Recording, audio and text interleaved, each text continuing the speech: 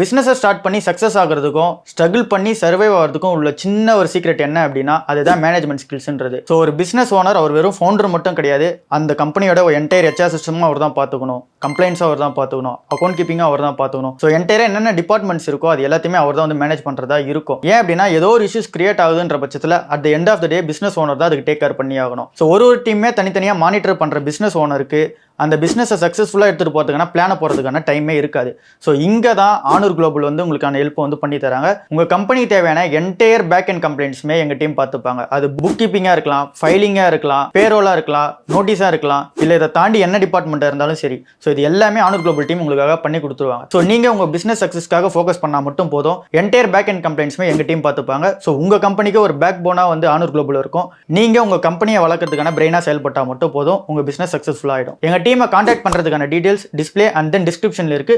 உடனே கால் பண்ணி உங்களோட அப்பாயின்மெண்ட்டை புக் பண்ணிக்கோங்க.